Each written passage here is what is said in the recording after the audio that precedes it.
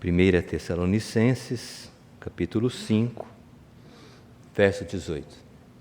Vamos ler juntos esse texto da Palavra de Deus. Em tudo dai graças, porque esta é a vontade de Deus em Cristo Jesus para convosco. 3 cláusulas simples aqui nesse versículo. Em tudo dai graças, porque essa é a vontade de Deus. Segunda cláusula, em Cristo. Terceira cláusula, para nós, para convosco, para todos aqueles que amam o Senhor. Vamos repetir, vamos memorizar esse texto? Primeira cláusula, em tudo, porque essa é em para convosco. Vamos lá? Em tudo dai graças, porque essa é a vontade de Deus em Cristo Jesus para convosco. Vocês já podem dizer que memorizaram um trecho das Escrituras. Vamos de novo? Em tudo dai graças, porque essa é a vontade de Deus em Cristo Jesus para convosco.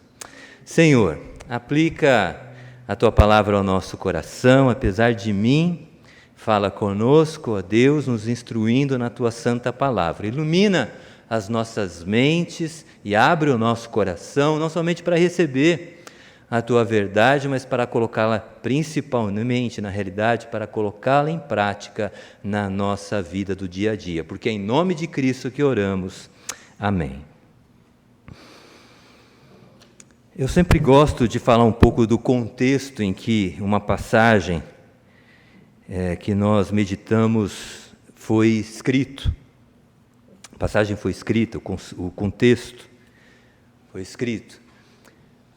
Essa passagem é uma passagem da carta de Paulo, primeira carta de Paulo à igreja dos Tessalonicenses. Paulo escreveu essa carta em virtude de uma viagem missionária, da segunda viagem missionária de Paulo. O livro de Atos dos Apóstolos diz que o apóstolo Paulo fez 4 viagens missionárias. Na segunda viagem missionária, Paulo passou pela Grécia. Ele cortou, na realidade, a Grécia de norte a sul. No norte, Paulo passou por Filipos, várias cidades, mas as principais, Filipos, Tessalônica e Bereia, norte da Grécia. Depois ele se dirigiu ao sul, passando também por Atenas e Corinto. Então, ali, Paulo pregou o evangelho de nosso Senhor Jesus Cristo. A passagem de Paulo por Tessalônica, quando a igreja dos Tessalonicenses foi plantada, foi organizada, foi fundada, ela aparece no livro de Atos. O livro de Atos sempre é um contexto interessante de conhecermos para as cartas do apóstolo Paulo. Ele escreve as cartas e o contexto original está lá em Atos dos Apóstolos. Paulo passou por Tessalônica e pregou o evangelho ali há aproximadamente 1 mês. 3 semanas, pouco mais. E o ministério, apesar de curto, ele foi suficiente para a conversão de muitos gregos à fé cristã. Muitas mulheres gregas se converteram ao cristianismo. E em função disso, os judeus, tomados de inveja, passaram a perseguir o apóstolo Paulo. E por isso ele não pôde ficar muito tempo ali. Ele fugiu de Tessalônica e foi para Bereia, uma cidade que eu citei, também no norte da Grécia. E essa interrupção abrupta do seu trabalho lá em Tessalônica deixou Paulo um pouco preocupado com os novos convertidos. Como esses irmãos se encontravam, ele temia que aqueles irmãos abandonassem a fé devido às tribulações, às provações e à própria perseguição que eventualmente eles experimentassem. Então, essa inquietação do apóstolo Paulo em relação à situação dos novos conversos lá em Tessalônica, ela só foi vencida, essa até, digamos, ansiedade de Paulo, ela só foi vencida quando Timóteo, seu companheiro de viagem também, chegou a Corinto, onde ele se encontrava, e disse que os conversos, os convertidos em Tessalônica, estavam firmes na fé. Esse fato ele menciona no capítulo 3, preste atenção, verso 6. Olha o que Paulo registra lá na carta aos Tessalonicenses. Ele diz assim: com o regresso de Timóteo, vindo do vosso meio, lá da igreja dos Tessalonicenses, no meio dos Tessalonicenses, trazendo boas notícias da vossa fé e do vosso amor, e que sempre guardais grata lembrança de nós, desejando muito ver-nos, que aliás é a nossa vontade também. Sim, irmãos, por isso, depois que ele trouxe as notícias acerca da situação de vocês, eu me sinto consolado acerca de vós, pela vossa fé, que vocês estão firmes, apesar das provações, das privações e tribulações. Então, depois de receber essa informação, ter o seu coração pacificado, tranquilizado, Paulo escreve a carta aos Tessalonicenses. E nessa carta, ele agradece a Deus pela vida desses irmãos, pela fé desses irmãos, pelo amor que eles demonstram, mas também, como todo servo do Senhor, ele exorta aquela igreja, ele instrui aquela igreja, ele incentiva aquela igreja a viver a fé cristã. Ele fala da importância da santidade, de andarmos em santidade. Ele traz várias exortações, e entre as exortações que ele traz a essa igreja, é a exortação que nós lemos aqui nesta passagem: em tudo dai graças. Essa é a exortação de Paulo para aquela igreja, uma das, foram várias, especialmente no capítulo 5, mas essa de modo especial, que nós vamos meditar nesta manhã, ela é muito importante para a nossa vida. Em tudo dai graças, em tudo sejamos agradecidos, gratos. Os profissionais da área da saúde, eles reconhecem a importância de uma vida grata. Há artigos trazendo os benefícios físicos que uma pessoa agradecida experimenta. Ela tem menos estresse, ela tem um sono melhor, ela tem o seu sistema imunológico fortalecido. Fisicamente, ser grato é algo importante. Emocionalmente, ser uma pessoa agradecida é algo muito importante, porque traz contentamento com aquilo que nós temos, com aquilo que nós somos. O foco está naquilo que Deus nos dá, não naquilo que falta. Aquilo que falta, entrega-se a Deus, segundo a vontade dEle. Reduz sentimentos, ser grato reduz sentimentos deletérios, nocivos, prejudiciais, danosos, como o ressentimento, como a mágoa, como a inveja. Ser grato nos ajuda fisicamente, nos ajuda emocionalmente e fortalece também os nossos relacionamentos. Porque uma pessoa grata, ela valoriza os gestos dos outros, os esforços dos outros. Uma pessoa que tem um perfil ingrato é uma pessoa que ninguém quer se aproximar, está sempre reclamando. Sêneca, filósofo espanhol, sediado em Roma, falando sobre a gratidão, ele diz assim: quem recebe um favor com gratidão já pagou a primeira parte da dívida. Quem recebe um favor com gratidão já pagou a primeira parte da dívida. É verdade. Eu me recordo, nas vezes em que eu fiz um favor a alguém, eventualmente eu tenha feito um favor a alguém, mas eu me recordo de algumas pessoas, elas agradeceram tanto que eu me senti motivado a fazer mais. Agora, eu também já tive a experiência de pessoas que trataram com indiferença. Não que a gente espere receber um agradecimento por algo, mas quando a pessoa trata com indiferença, você fica até pensando, talvez ela tenha ficado chateada, inclusive, com a atitude. Você até recua e evita agir novamente dessa maneira. Cecília de Meireles, uma importante escritora da nossa literatura, ela tem um poema chamado Motivo. E nesse poema ela agradece o fato de existir. O poema é assim, um pouco, né? Eu canto porque a vida existe.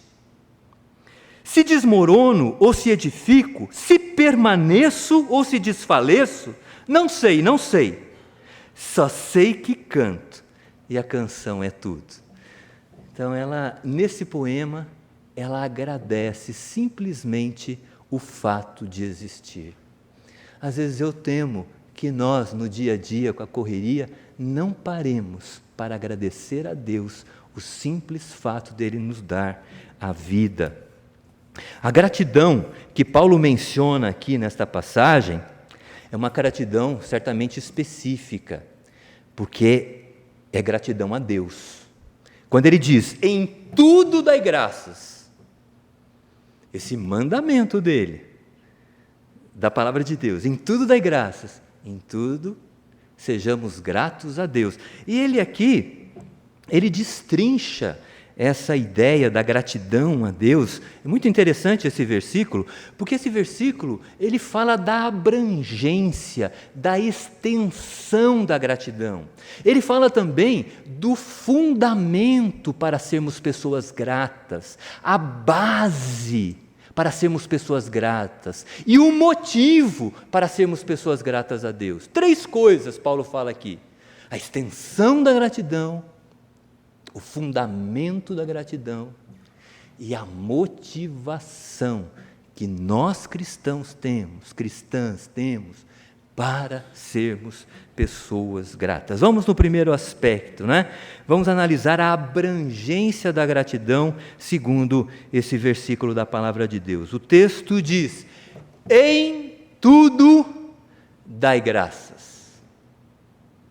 Em tudo dai graças. O que significa? Nos momentos bons e nos momentos ruins, nós devemos ser pessoas agradecidas. Eu estava refletindo sobre isso e me lembrei, até porque em breve Fábio e Thelma vão se casar, né? E em breve farão o voto matrimonial um para o outro, né? E eles estão lá em cima no mezanino. E eu lembrei desse voto matrimonial e ele é muito interessante, porque ele apresenta ali uns contrastes, né, que são importantes. Quando o noivo diz para a noiva que deseja amá-la, respeitá-la, honrá-la, cuidar dela, aí vem os contrastes, né? Na alegria e na tristeza. Na saúde e na doença, na fartura e na escassez, e termina lá, na juventude e na idade madura, não é? Esse voto é um voto bem abrangente, em todas as circunstâncias da vida, em todos os momentos. Eu quero te amar, eu quero te respeitar, eu quero te honrar, independentemente da idade, eu quero fazer isso. E eu fiquei pensando, né? Eu acho que esse voto, algo parecido com esse voto, é o que nós deveríamos dedicar a Deus diariamente. Amá-lo, honrá-lo e ser grato a Deus, independentemente da circunstância, na alegria, na tristeza, na doença, na saúde, na doença, na fartura, na escassez. Sabe por quê? Porque nós temos um Deus que é Senhor, sim, das nossas vidas. A minha fé, de acordo com aquilo que eu entendo da palavra de Deus, o nosso Deus, Ele tem o controle sobre tudo e sobre todos, sobre todas as circunstâncias. Aí você me pergunta, mas por que Ele permite algumas coisas que são desconfortáveis para nós, que muito mais do que desconfortáveis, às vezes causam tristeza profunda, doenças, perdas de pessoas amadas?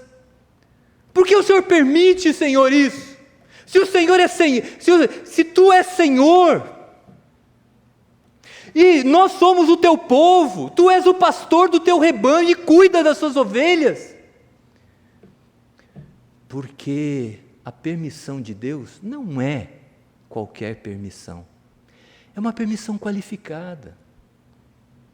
No Seu senhorio, Ele permite que coisas ruins aconteçam conosco, para que nós aprendamos a depender mais dEle, para que nós aprendamos a sermos menos orgulhosos, menos soberbos, para que nós aprendamos que a vida, ela é para ser vivida na presença dEle, de Deus, para a glória dEle, porque ela é muito rápida. Sexta-feira eu fui visitar um primo que está numa situação terminal. E quando eu saí de lá, eu falei, Senhor, pode ser eu daqui a algum tempo. Aliás, eu já estou na fase final, no terço final da vida. Muitos de nós aqui estão. Eu quero pedir que o Senhor me ajude a usar aquilo que o Senhor me dá, porque o Senhor é bom para mim, para a glória do Teu nome. Por vezes, essas situações que nos causam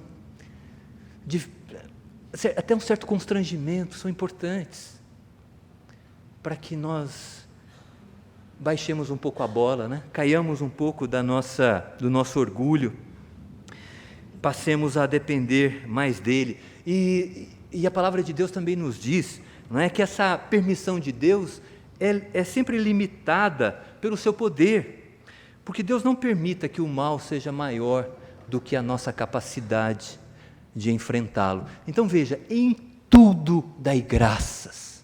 Esse é o mandamento, não importa a circunstância, se ela é favorável, se não é, se ela é boa, se ela é ruim, em tudo dai graças, a abrangência da nossa gratidão a Deus. E o fundamento da gratidão a Deus, vocês já decoraram o versículo, né? Em tudo dai graças, por quê?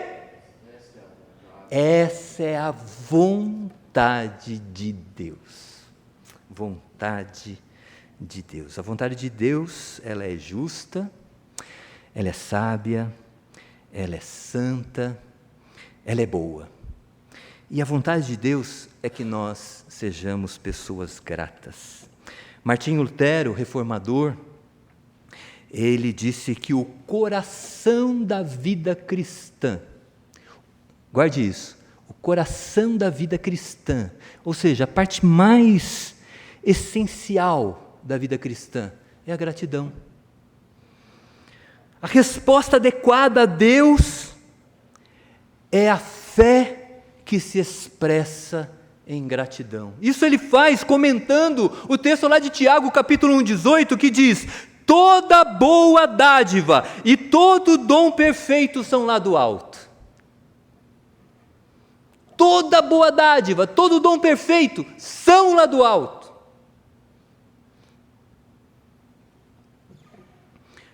Tudo que há, tudo que existe é dom da graça divina. Até o ar que respiramos. Você parou para imaginar que se faltasse oxigênio por 10 minutos, o que aconteceria no nosso planeta? O nosso ar, ele tem uma composição, não é? 78% nitrogênio, 21% de oxigênio, 1% de outros gases. Se faltasse o oxigênio do ar por alguns minutos na Terra, o que aconteceria com a vida? Os seres humanos, os animais, morreriam asfixiados. Os peixes e os seres aquáticos também morreriam, porque a água, a composição dela também tem oxigênio, né? H2O. Os peixes e os seres aquáticos também morreriam. A camada de ozônio, que é O3, ozônio é O3, é uma molécula de ozônio para 3 átomos de oxigênio. Ela desapareceria. Se a camada de ozônio desaparecesse, os raios ultravioletas do Sol atingiriam a superfície da Terra e a vida ficaria impossível, inapropriada. Se faltassem alguns minutos de oxigênio na Terra, a vida nesse planeta seria colapsada. Alguns minutos. Poucas vezes nós paramos para agradecer a Deus pelo ar que respiramos. Jesus, a caminho de Jerusalém, curou 10 leprosos. E somente um voltou para agradecer. Você que já leu essa passagem, talvez tenha até os detalhes na sua mente, porque este que voltou para agradecer, ele se prostrou diante de Jesus Cristo com o rosto em terra. O que isso significa? Que ele adorou o Senhor. Ele estava grato no seu coração e ele adorou o Senhor. Meus irmãos e minhas irmãs, só há adoração verdadeira a Deus quando há gratidão no nosso coração. Um coração ingrato não pode adorar a Deus. Deus não aceita, porque Ele é o doador, toda a dádiva, todo o dom perfeito são lá do alto, do Pai das luzes, vem de Deus. Mas o indivíduo é ingrato. Deus não recebe esse culto de uma pessoa ingrata. Fundamento da gratidão é a vontade de Deus para as nossas vidas. Essa vontade é sábia, justa, santa e boa. E para terminar, o motivo da gratidão a Deus. Vamos lá? Como é que é o versículo? Em tudo dai graças, porque esta é a vontade de Deus em Cristo Jesus para convosco. É a vontade de Deus em Cristo Jesus. Sabe qual é o motivo que nós temos para sermos sempre gratos? A motivação maior para sermos gratos é a pessoa do nosso Salvador, Jesus Cristo. Jesus Cristo, Ele é uma pessoa especial, Ele é uma pessoa diferenciada. Jesus Cristo, Ele é homem, Ele é da mesma substância que nós, você sabia? A Bíblia diz que Ele nasceu de mulher, Ele nasceu de Maria. A Bíblia diz que Ele se cansou, a Bíblia diz que Ele dormiu, a Bíblia diz que Ele sentiu fome, que Ele chorou. Ele é consubstancial a nós mesmos, em relação à nossa humanidade. Ele é homem, Ele é humano. Mas Ele é uma pessoa especial, né? Porque Ele é Deus também. Ele tem a mesma substância divina que o Pai. Por que nós dizemos isso? Por que nós afirmamos essa verdade bíblica, que é misteriosa, né? Uma pessoa sendo homem, sendo Deus. É um mistério da nossa fé. Nós cremos porque a Bíblia ensina. E a Bíblia é a palavra de Deus para nós. Ele é Deus porque Ele curou enfermos, realizou sinais miraculosos tremendos. Vocês se recordam lá do paralítico diante do tanque de Betesda? 38 anos naquela situação, Jesus o curou. E o cego de nascença? Jesus o curou. E a filha de Jairo? Jesus a ressuscitou. E Lázaro? Jesus ressuscitou. Jesus parou a tempestade. Jesus multiplicou os pães. Jesus andou sobre as águas. Jesus venceu a morte. Ele próprio ressuscitou. Jesus é uma pessoa especial. Como homem, Ele sabe das nossas limitações, das nossas fraquezas e das nossas mazelas. Como Deus, Ele tem poder para agir e nos auxiliar nas nossas dificuldades. O Novo Testamento diz que Jesus é profeta. Ele veio para nos ensinar a palavra de Deus. Jesus é o sacerdote, porque Ele intercede por nós. Como os sacerdotes do Antigo Testamento intercediam pelo povo de Israel diante de Deus, Jesus intercede por nós. Os sacerdotes ofereciam sacrifícios em favor de pecadores. Jesus foi o próprio sacrifício. Esse é Jesus Cristo. Ele é o motivo da nossa gratidão. Mas Ele é o motivo da nossa gratidão não somente por aquilo que Ele é, mas por aquilo que Ele fez. A Bíblia nos ensina que Ele obedeceu à lei de Deus. Eu e você não conseguimos obedecer à lei de Deus. Nós falhamos em algum ponto. E quando nós falhamos em algum ponto, isso significa que nós desobedecemos à lei de Deus. Mas Jesus obedeceu à lei de Deus. E Jesus morreu na cruz para perdoar, para que Deus perdoasse a nossa desobediência. A justiça de Cristo alegrou o coração do Pai, satisfez o coração do Pai e Ele a transferiu para pecadores como nós. Portanto, a Bíblia diz que em Jesus Cristo, pela fé em Jesus Cristo, nós somos salvos. E quando nós falamos em salvação, aquilo que mais vem ao meu coração e me chama a atenção é que a salvação nos leva a desfrutar comunhão com Deus. Passamos a ter intimidade com o Senhor, essa intimidade, e é nessa intimidade que nós tomamos posse do perdão dos pecados, é nessa intimidade que nós experimentamos a cura das nossas emoções, cura espiritual. Esse é o Evangelho de Jesus Cristo, esse homem especial, e é por isso que Paulo fala acerca do Evangelho de Cristo, referindo-se a este Evangelho como um tesouro em vasos de barro. É bonita essa expressão, tesouros em vaso de barro, porque era comum, na época de Paulo, que aqueles que possuíam tesouro, eles o guardassem em vasos comuns, que não tinham muito valor, para enganar as pessoas. Elas olhavam para aquele vaso, isso aqui não tem valor nenhum, né? E dentro daquele vaso tinha o tesouro, estava coberto lá pela terra, dentro do vaso. Né? E o Evangelho é assim, nós somos vasos de barro. Mas Deus derrama sobre nós, que somos vasos de barro, o tesouro do seu Evangelho.